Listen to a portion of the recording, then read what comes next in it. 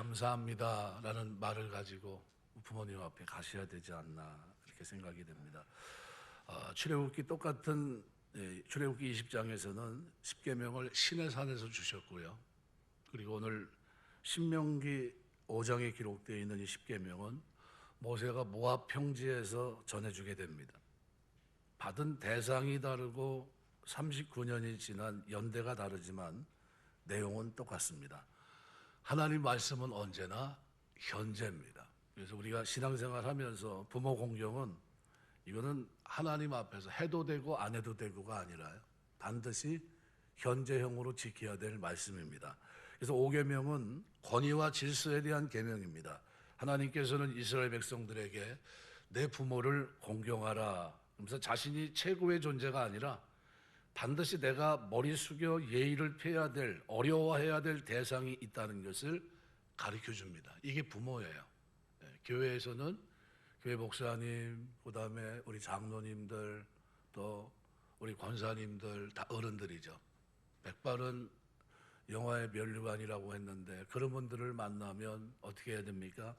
인사하고 공경하고 존경을 표할 수 있어야 됩니다.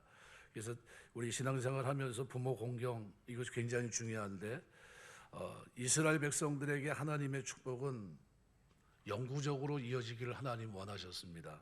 그런데 그것은 길이 있습니다. 자녀들아 너희 부모를 주 안에서 공경하라, 이것이 옳으니라. 반드시 하나님의 법에 복종해야 됩니다. 그래서 오랫동안 진정한 권위에 복종하는 것은 너무나도 어려운 일이에요. 평생을 복종한다 쉽지 않습니다. 그래서 하나님께서는 자녀가 사랑하는 부모에게 자발적으로 복종하는, 공경하는 이 한계를 통해서 하나님 법에 자발적으로 복종하는 법을 배우게 하신 겁니다.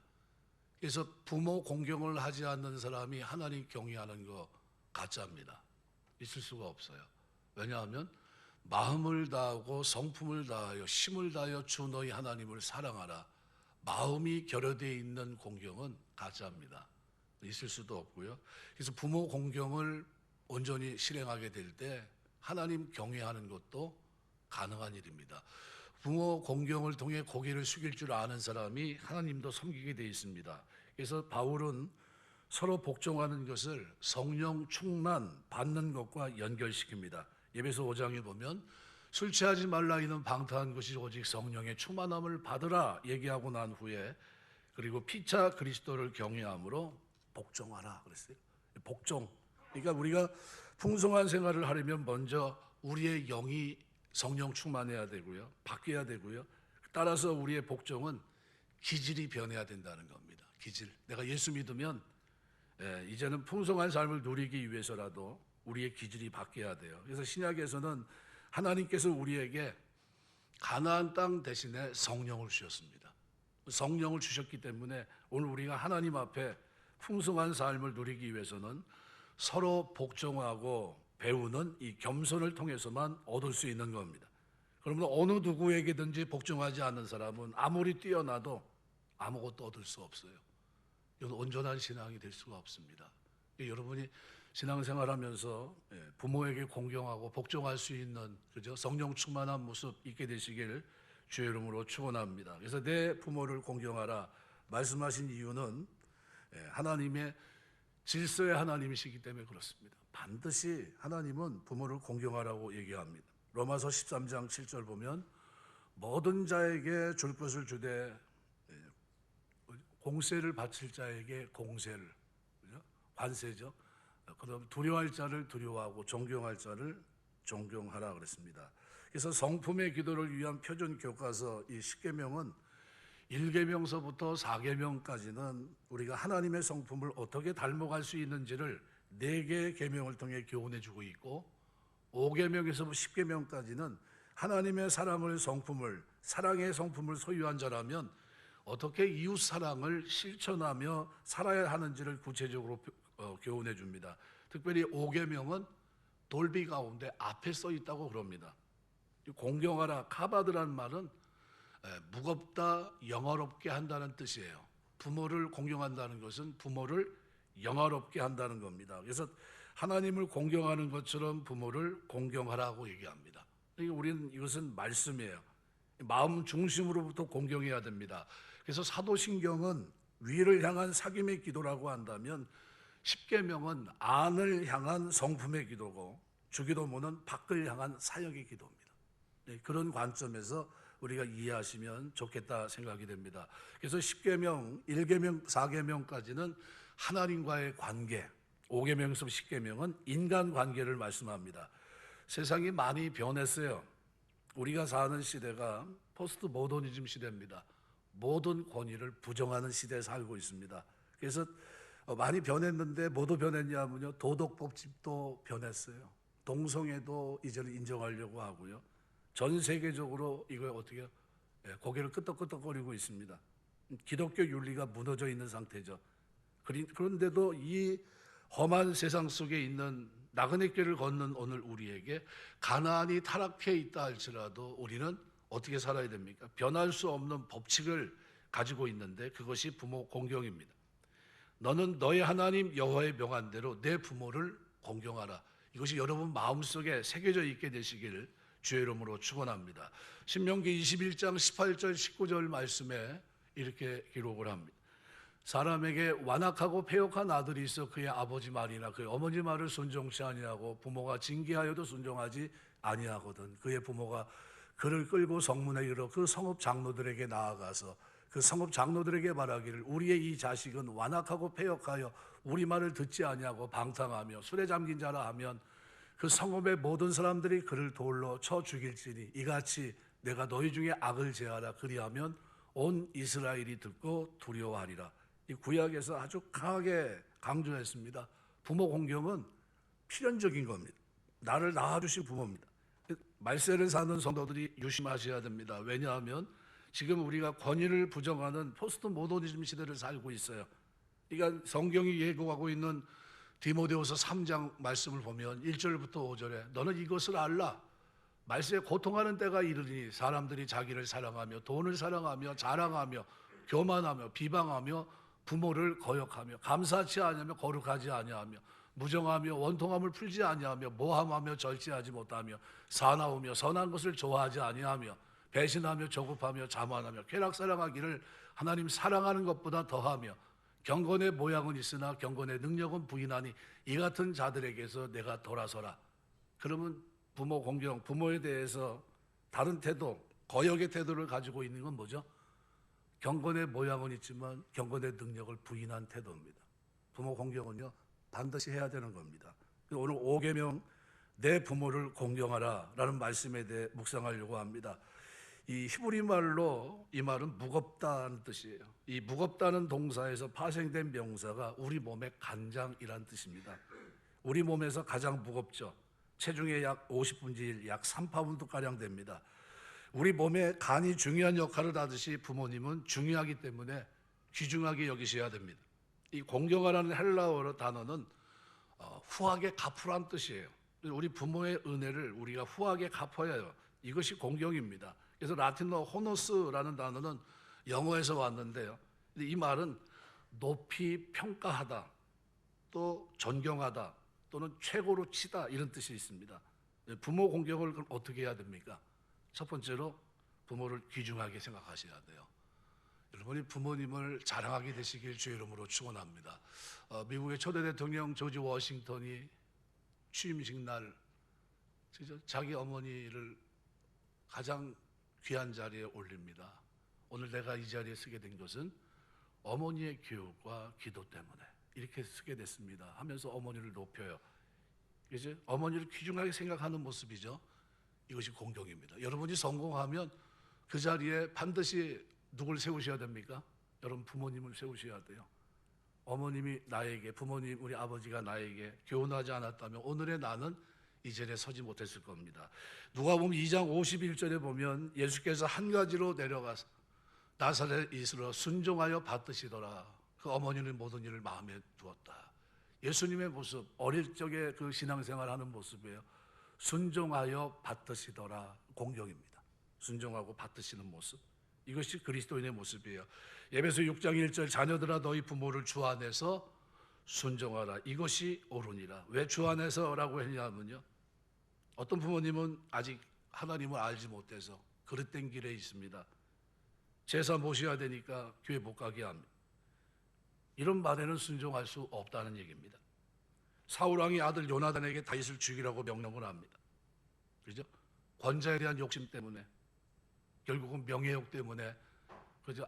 이 다윗을 죽이려고 얘기했지만 요나단은 하나님의 뜻을 알고 있었어요. 그래서 어떻게 합니까? 아버지의 잘못된 명령에 순종할 수 없었습니다. 그래서 주 안에서 순종하라는 겁니다. 잠언 23장 22절 보면 너 낳은 아비에게 청정하고 내 늙은 어미를 가볍게 여기지 말아라. 미가서 7장 6절에도 마지막 때를 이렇게 말합니다. 아들이 아버지를 멸시하고 딸이 어머니를 대적하며 며느리가 시어머니를 대적하리니 사람의 원수가 곧 자기 집안 사람이로다. 가만히 유심히 보세요. 며느리가 시어머니를 대적하는 시대 맞습니까? 틀립니까? 우리 시대가 그 시대예요. 며느리가 시어머니를 대적하고. 그럼 여러분이 예수를 믿어요. 하나님 경외합니다.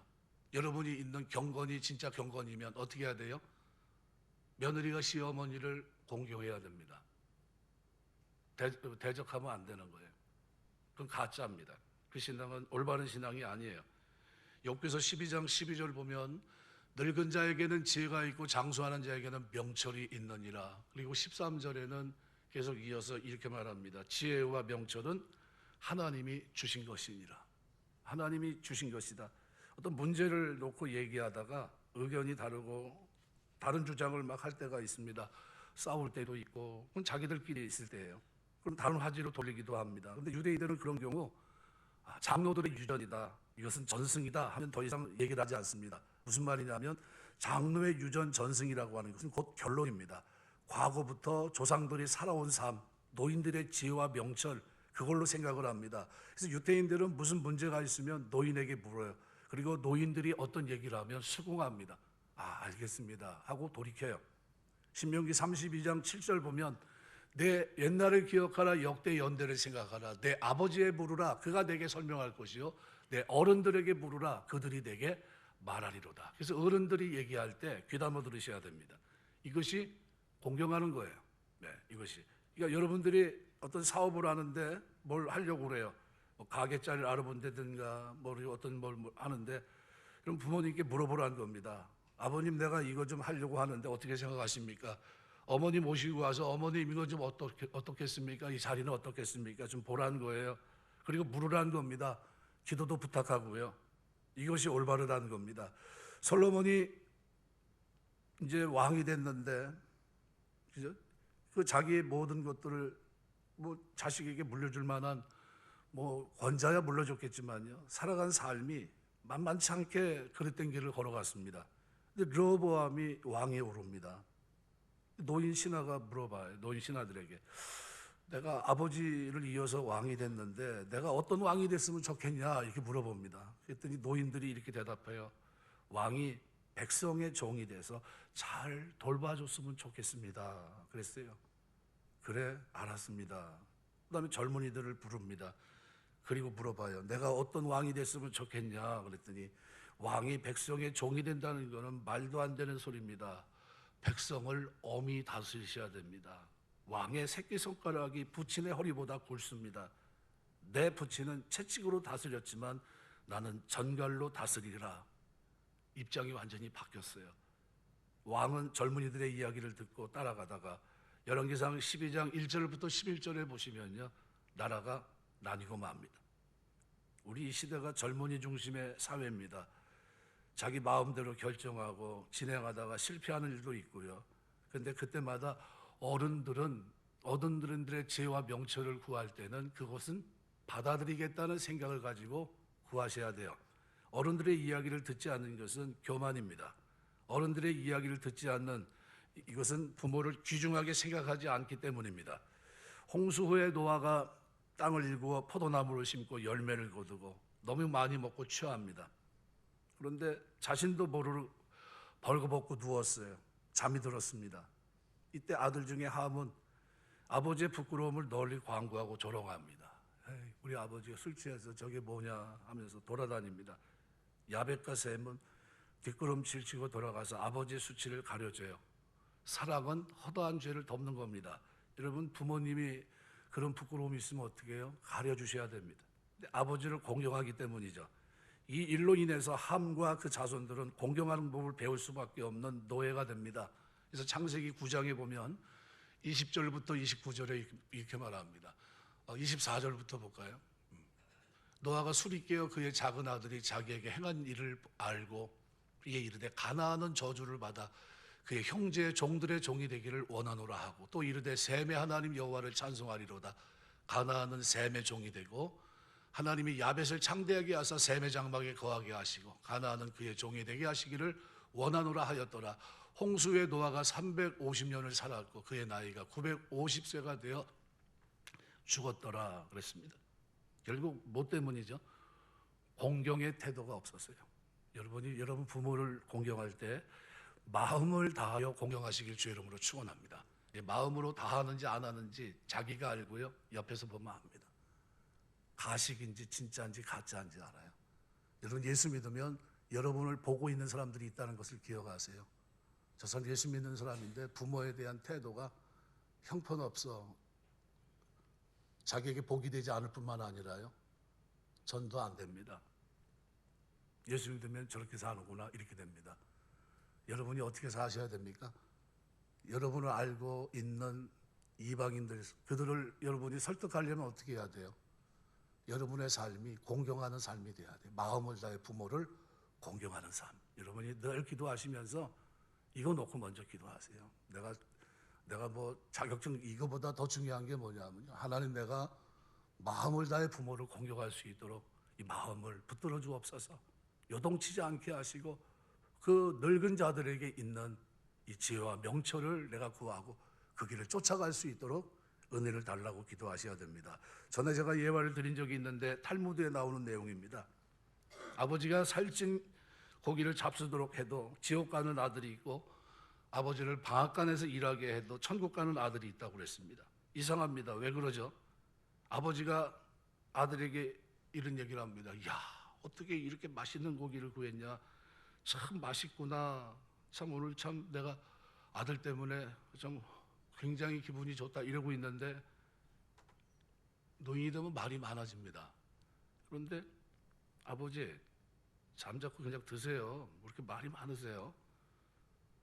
무시하면서 고기를 대접해 드리면 지옥 간다는 거예요. 그죠? 그런데 아버지가 집안에 가다 보니까 방앗간에서 일을 합니다. 전쟁을 하는데 집집마다 이제 한 사람씩 징병을 해요. 나라에서 징병하니까 이제 아들이 나가야 되는데, 아버지가 이제 나가야 되는데 아들이 이런 얘기를 합니다. 아버지, 내가 징병할 필요가 없는 위치에 있지만 아버지 계속 일하십시오. 아니면 이번에 전쟁이 참 위험한데 까딱 잘못하면 아버지 전쟁 나가서 돌아가시면 어떻게 합니까? 제가 대신 가서 전쟁에 임하고 오겠습니다. 이런 자식은 방앗간에서 일하게 해도 천국 간다는 거예요. 뭐가 거기에 포함되어 있죠? 마음입니다. 마음.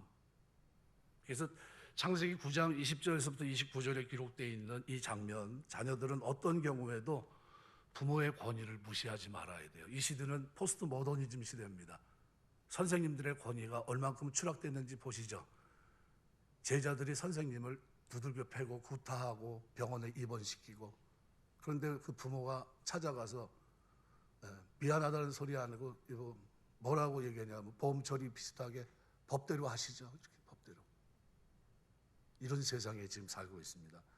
부모의 허물, 연약함, 부족함, 이것을 섬기는 것은 자녀의 몫입니다. 부모님이라고 해도 최고의 성품만을 지닌 것은 결코 아닙니다. 못난 부분이 있거든요. 다니엘이 느부갓네살 왕을 섬겼습니다. 꿈을 해몽하는데도 뭐라고 얘기하죠? 왕이여, 이 일은 왕에게 이루어지기를 않기를 원합니다. 이렇게 얘기해요. 원수 중에 원수죠. 나라 망하게 하고 성전 무너뜨리고 자기 포로 잡히고 자기는 거세당하고 엉뚱한 거 배우고 있는 인생 자체가 다 무너졌어요. 그런데 자기가 섬기는 그 사람에게 그가 보인 태도는 뭐죠? 겸손이에요. 그리고 공경하는 태도입니다. 하나님 공경하고요. 하나님 경외하고 사람 앞에 존중하는 태도를 잊지 않습니다. 이게 다니엘이에요. 하나님 그러니까 다니엘을 축복하시는 겁니다. 똑같은 상황이 펼쳐져 있는데 그들이 무엇을 선택하고 어떻게 반응하냐에 따라서 그들의 삶의 결과가 달라지고 있다는 것을 우리가 볼 수 있습니다. 여러분이 우리 신앙생활하면서 부모님과의 관계 가장 귀중하게 여기시길 주의 이름으로 축원합니다. 이것이 여러분이 첫 번째 해야 될 일이에요.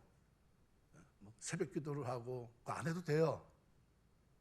철야기도 못 나와도 좀 일주일에 한 번 나와도 돼요. 하지만 부모님을 귀중히 여기셔야 됩니다. 존중하고요. 순종하고 받들어야 됩니다. 제가 교회 다니던 애가 달라졌네. 이렇게 돼야 됩니다. 부모님하고 싸우면 됩니까? 안 되죠. 그런데 싸우고 있어요. 의견 다툼이 있을 수가 있나요? 부모하고? 누가 내려앉아야 되죠? 자식이. 교회에서 아니면은 이 말을 들을 데가 없어요. 이제는. 두 번째로 부모를 기쁘시게 하는 게 공경하는 겁니다. 잠언 23장 25절에 보면 내 부모를 즐겁게 하며 너를 낳은 어미를 기쁘게 하라. 여러분, 부모를 즐겁게 해드리는 비결이 뭐냐면요, 24절에 이렇게 말합니다. 의인의 아비는 크게 즐거울 것이요 지혜로운 자식을 낳은 자는 그로 말미암아 즐거울 것이다. 뭐가 크게 즐겁죠? 의인의 아비. 의인은 어떻게 살아간다는 거죠? 의롭게 사는 것. 이것이 부모를 크게 즐겁게 해드리는 거예요. 저희 부모님이 저한테 그런 말씀을 하시더라고요. 상렬아, 나는 네가 목사 된 거에 대한 자부심이 있다. 내 친구들이 나를 얼마나 귀하게 여기는지 몰라. 우리 친구가 그렇게 많은데 우리 친구 중에 목사 아들 놓고 의롭은 길을 걸어가는 거는 너뿐이 없다 하면서 우리 아버님이 영자 식자를 쓰시는데 아버지한테 그렇게 얘기하더라고요. 그 얘기를 하시는 거예요. 식사하시면서 저한테. 내가 너 잘했다는 얘기를 한 번도 내가 한 적이 없고 그렇게 살아왔는데 네가 의의 길을 걸어가는 거 그게 나에게 큰 기쁨이다. 이 얘기를 듣는데요. 마음이 전율이 오더라. 여러분 살아가면서 여러분 자녀들에게 뭐가 여러분에게 가장 큰 기쁨입니까? 자녀들이 의의 길을 걸어가는 겁니다. 이거 여러분에게 가장 큰 기쁨이 되시길 주의 이름으로 축원합니다. 이 자식이 성공하고 사업이 번창하고 돈을 많이 벌어 부모님께 드리는 거 이거 기쁨입니다. 그런데 이건 아무것도 아니에요. 있을 수도 있고 없을 수도 있지만요. 진정한 기쁨은 자식이 이 땅에서 의롭게 사는 거예요. 주 안에서 하나님 앞에 바로 살고 믿음으로 사는 것 이것이 부모님을 더 기쁘게 하는 겁니다. 지혜로운 자식을 낳은 자는 그를 인하여 즐거울 것이다 그랬어요. 그럼 지혜는 어디서 옵니까? 잠언 1장 7절은 지혜를 이렇게 말합니다. 여호와를 경외하는 것이 지식의 근본이거든. 미련한 자는 지혜와 훈계를 멸시한다. 어디서 오죠? 여호와를 경외하는 데서 옵니다. 지혜와 훈계를 멸시하지 말아라. 여호와 경외하는 자에게 지혜와 훈계가 있다는 거예요. 이것이 여러분 우리에게 복입니다. 요한 3서 4절에 보면 내가 내 자녀들이 진리 안에 행한다함을 듣는 것보다 더 기쁜 일이 없도다 그랬어요. 여러분의 가장 큰 기쁨이 뭡니까? 여러분의 자녀들이 진리 가운데 행하는 거예요. 말씀을 붙잡고 하나님을 경외하고 부모 공경하면서 효를 행하며 이 땅을 살아가는 것. 의의 길을 걸어가고 말씀의 법이 만번에 새겨 있는 이것과 바꿀 수 있는 게 있을까요? 없다고 봅니다. 이것이 가장 큰 기쁨이에요. 이것이 부모를 가장 기쁘게 하는 겁니다. 잠언 23장 26절 내 아들아 내 마음을 내게 주며 내 눈으로 내 길을 즐거워할지어다 그랬어요. 서로 간에 주고받는 일은 참으로 귀중하고 기쁜 일입니다. 그런데 뭘 주고받는 게 가장 귀중한 거냐면요. 마음입니다. 마음. 그래서 논어에 보면 부모를 먹여 살리는 것이 효라고 하면 짐승을 기르는 것보다 나을 것이 무엇이냐. 단지 부모에게 의식주를 해결해주고 마음과 정성을 들이지 않는 이 보살핌을 비판한 말을 담고 있습니다. 그러니까 부모를 먹여 살리는 것은 효가 아니에요. 부분적인 겁니다. 마음을 다해서 공경하셔야 돼요. 마음을 다해서 공경했던 대표적인 사람이 룻입니다. 룻. 이 사람을 얼마나 축복하십니까? 보아스를 만나서 그 다윗의 계보를 이 땅에 일게 하시는데 이 사람은 모압 여인이에요. 여호와의 성에 들어올 수 없는 그런 한계를 갖고 있던 여인입니다. 그런데 하나님이 이 사람을 축복하세요. 그 신앙 때문에 축복한 게 아니라요. 부모를 향한, 시어머니를 향한 그 마음을 하나님이 귀하게 보신 겁니다. 루카서 1장 16절 17절 말씀에 보면요, 같이 한번 읽겠습니다. 롯이 이르되 내가 어머니를 떠나며 어머니를 따르지 말고 돌아가라 강권하지 마옵소서. 어머니께서 가시는 곳에 나도 가고 어머니께서 머무시는 곳에는 나도 머물겠나이다.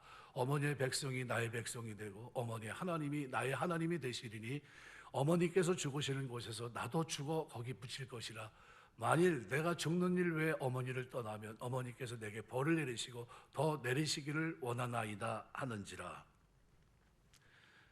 가난한 이 집에 남편 두 아들 다 잃은 시어머니, 남편을 잃은 외로운 며느리, 이 둘이 있습니다. 그런데 이 둘 사이가 서로 마음을 주는 사이예요. 롯은 자기의 진실된 마음을 시어머니에게 주었고 시어머니의 길을 따라가기로 결정합니다. 이 사람은 모압 여인입니다. 이방 여자예요. 여호와의 성에 들어갈 수 없는 사람입니다. 아마 이스라엘 땅에 가면 이스라엘 백성들이 그럴 겁니다. 이방 여자와는 함께 있는 것조차 부정하게 여기고 멀리하고 조롱하던 때입니다. 롯은 시어머니 나오미를 따라갑니다. 자신이 어떤 대접을 받을지 뻔히 알면서 시어머니가 믿는 그 하나님을 섬기고 시어머니를 봉양하겠다고 쫓아갑니다. 길은 누가 여셨죠? 하나님이 여십니다. 기업 물을 자를 우연히 만나게 하시고 마침 등장하게 하시고 그러면서 그 길을 하나님께서 열어가십니다. 그리고 놀랍게 축복하세요. 뭐 때문이죠? 바로 마음입니다. 우리가 우리 부모님께 마음을 주고 부모님이 하신 일을 따라가는 것, 우리가 이것이 우리 부모님을 즐겁게 해드리는 일입니다. 그래서 우리 신앙생활하면서 여러분이 부모님 마음을 다해서 공경하게 되시길 주의 이름으로 축원합니다. 이것이 복이에요. 여러분 자녀들에게요 많은 거 가르칠 거 없습니다. 부모 공경하는 거 이거 효를 행할 수 있도록 가르치셔야 돼요. 이게 전도하는 길입니다. 난 뭐 몸이 안 좋아서 뭐 전도도 못하고 뭐 바빠서 아무것도 안 된다 그러는데요. 여러분 자녀를 공경할 수 있는 자녀로 만드셔야 됩니다. 필연적으로요. 그렇게 만드셔야 됩니다. 그래서 출애굽기 20장 12절 부모를 공경하라는 말씀에는 아버지라는 단어가 어머니라는 단어보다 먼저 나오고요. 레위기 19장 3절에는 어머니란 말이 먼저 나옵니다. 우리나라 말은 부모라고 되어 있지만 원문은 그렇지 않습니다. 모부입니다. 내 어머니와 아버지를 공경하라 이렇게 되어 있습니다. 그래서 출애굽기에서는 아버지를 앞세우고 레위기에서는 어머니를 앞세웠습니다. 왜 그랬을까요? 이유는 자식을 통해서 공경을 받고 그리고 사랑을 받는 면에 있어서는 아버지나 어머니가 차이가 없다는 것을 가르치기 위해서입니다. 한 곳에서는 아버지를 다른 곳에서는 어머니를 앞세워 펴기로 했습니다. 자녀들을 통해 존경을 받는 것은 어머니나 아버지가 차이가 없어야 된다는 것을 말씀하고 있었던 거죠. 그럼 여러분이 어떻게 하셔야 됩니까? 부모 공경은 비중을 어디다 두는 게 아니라 똑같이 공경하셔야 됩니다. 칼빈은 이렇게 말했습니다. 우리가 다 이해하지 못해 모순같이 보이지만 하나님 나라에 올라가면 다 이해하게 된다. 부모 공경을 하지 않았는데도 오래 사는 것은 그 사는 자체가 하나님의 벌이다 그랬어요. 부모 공경하며 살게 되시길 주의 이름으로 축원합니다. 효자 여러분 잘 한글의 효도 효자, 어버이 친자 이게 굉장히 의미가 있는데요. 어느 지역에나 장이 서게 되면 이제 모았던 물건을 가지고 팔기 위해서 나갑니다. 대부분 아들들이 가죠. 저녁 때까지 이제 돌아올 때가 됐는데 오지 않으면 어머니가 저 동구밖까지 나가요. 멀리 사람이 한 사람 한 사람 보입니다. 어머니는 좀 더 자세히 좀 더 멀리 보기 위해서 나무 위에 올라가서 봅니다. 자식이 돌아온 모습을 좀 더 멀리서 보기 위해서 이 애틋한 마음을 한자에 담았는데 이것이 어버이 친자입니다. 이제 아들이 시장에 가서 나무를 팔고 또 그 돈으로 어머니께 드릴 이것저것 사옵니다. 그리고 나오다 보니까 어머니가 나무 위에서 자기를 기다리고 있었어요. 그 어머니를 만났어요. 얼마나 좋습니까? 그래서 아들은 어머니에게 공손하게 이렇게 얘기합니다. 어머니, 다리 아프실 텐데 어떻게 여기까지 나오셨습니까? 위험하게 나무에는 왜 오르셨습니까? 제가 집에까지 모시겠습니다. 그러면서 제가 업어드릴 테니까요. 그래서 그 지게에다 어머니를 다 이렇게 어떻게 해요? 잘 태우십니다. 그리고 지게를 지고 가요. 노인을 지게 위에 태우고 오는 이 아들의 모습이 한자로 효도 효자예요. 어떤 모습이죠? 아주 애틋한 모습, 마음을 다해서 공경하는 모습이에요. 기쁘게 해드리는 모습이죠. 여러분의 삶에 이런 은혜가 있게 되시길 주의 이름으로 축원합니다. 아주 예수 믿는 사람인데 참 대단한 사람이야. 어떻게 저렇게 살지? 예, 저희 큰 거본에 4대째인데요. 4대째 그냥 외아들 집안입니다. 집안인데 전에는 모시고 다니는 게 쉽지 않잖아요. 부르마에다가 어머니를 태워가지고 방석 이렇게 해서 모시고 다녔다고 그래요. 그리고 그 정도가 아니라 가까운 거리는 그 고모부가 업어 갖고 다니셨다고 그래요. 그 위에 지금 한 몇 년, 3년 정도 위에 형인데, 혁수 형인데, 서울대 공대 나와가지고 유학 갔다 왔는데 길이 형통하게 이렇게 열리더라고요. 근데 그 아버지, 그 고모부가 그렇게 사셨어요. 자기 어머니를 그 시대 니아가에 자기가 할 수 있는 최선이었으니까요. 니아가에 끌고 다니면서 어머니 볼 일 있으면 볼 수 있게 하고, 어떤 때는 비가 오고 뭐 이러면 그렇게 못 다니잖아요. 그럴 때는 업어서 모시고 다녔다고 그래요. 야, 그런 게 있나 그러면서 저희 아버님이 야, 대단하다. 우리 큰 고모라고 그랬는데 큰 고모네 집은 고모가 대단해. 배워야 돼. 어렸을 때 저한테 넌 그렇게 할 수 있겠냐? 우스갯소리로 이렇게 얘기하시는데 멀뚱멀뚱 쳐다보고 있는 거죠. 제가 그랬던 기억이 있습니다. 예. 여러분 살면서 부모님에게 대해서 잘하시길 주의 이름으로 축원합니다. 살았을 때 잘하셔야 돼요. 그리고 공경한다는 건요. 부모의 은혜를 갚는 겁니다. 후하게 갚는 거예요. 요셉은 고난 시련 끝에 그죠? 애굽의 총리가 됩니다. 13년간 그 고통의 기간을 생각해 보세요. 형제들의 그 말로 표현할 수 없는 아픔을 한번 생각해 보세요.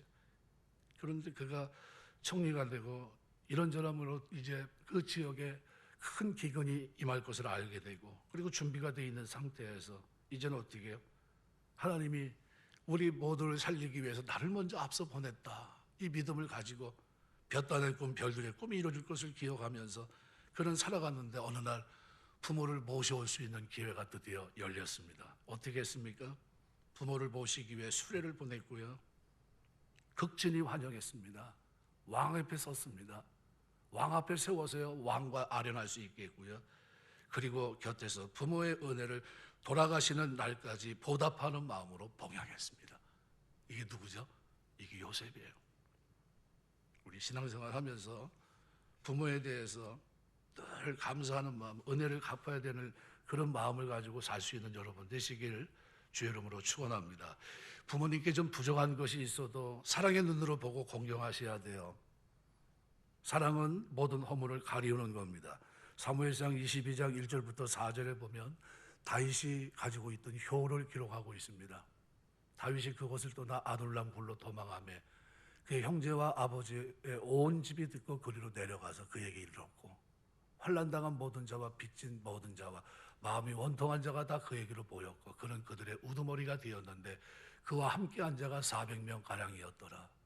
다윗이 거기서 모압 미스베로 가서 모압 왕에게 이르되 하나님이 나를 위해 어떻게 하실지를 내가 알기까지 나의 부모가 나와서 당신들과 함께 하기를 청하나이다 하고 부모를 인도하여 모압 왕 앞에 나아갔더니 그들은 다윗이 요새에 있을 동안에 모압 왕과 함께 있었더라.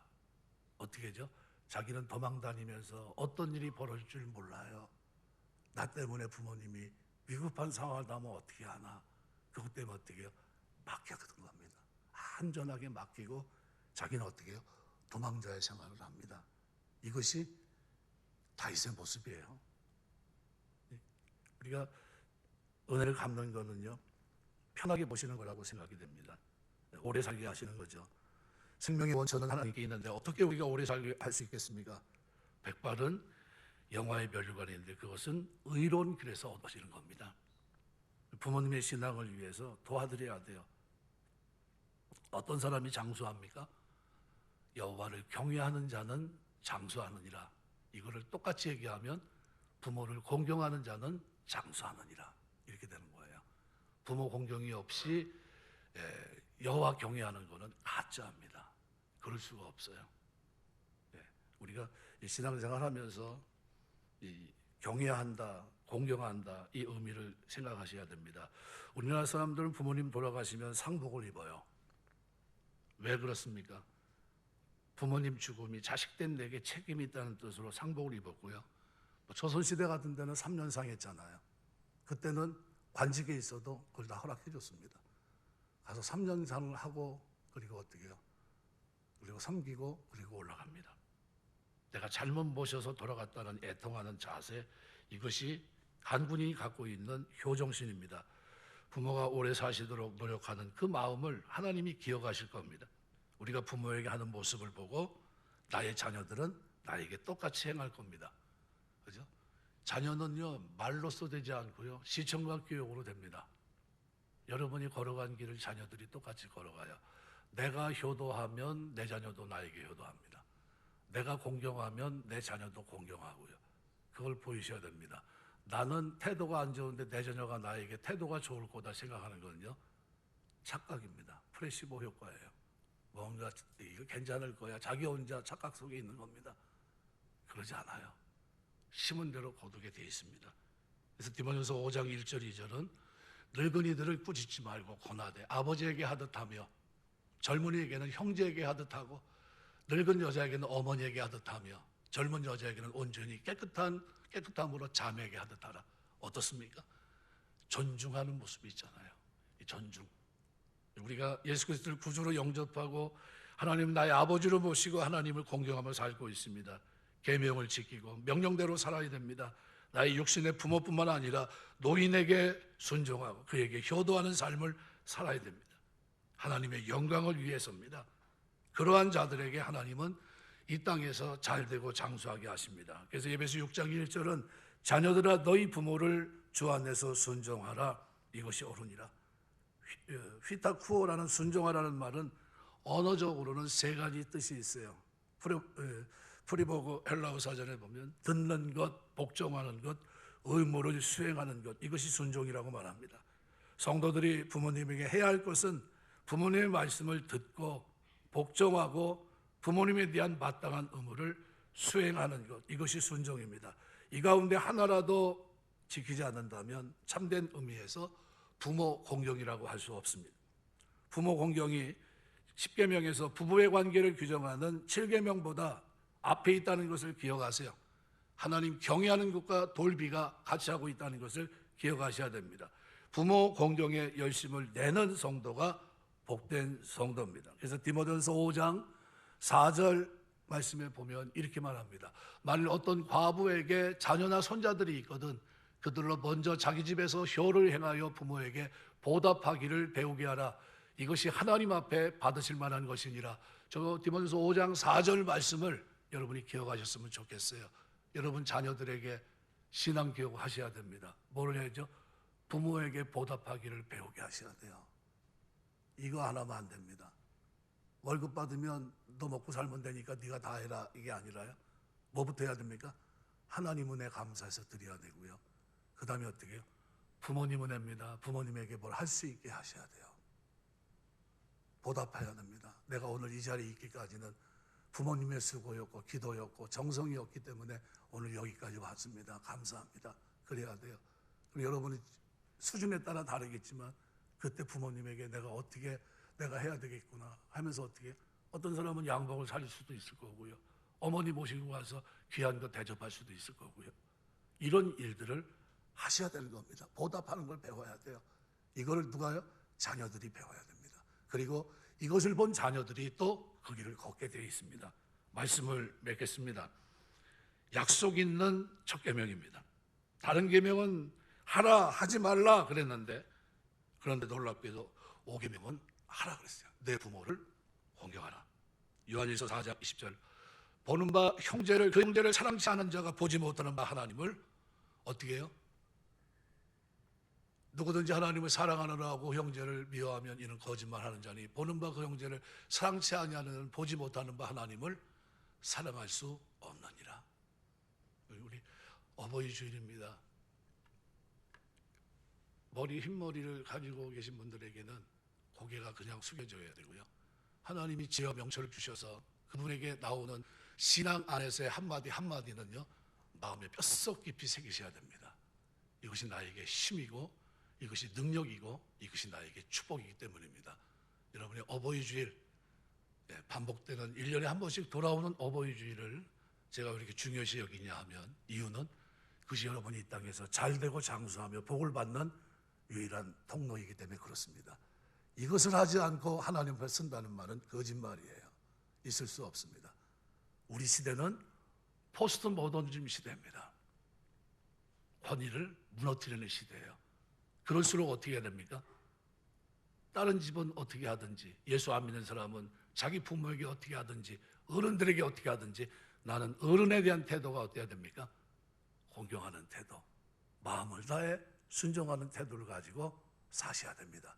하나님이 반드시 보고 계시고요, 갚아주실 겁니다. 그 삶에 하나님의 은혜가 흐르게 되시길 주의 이름으로 축원합니다. 기도하겠습니다.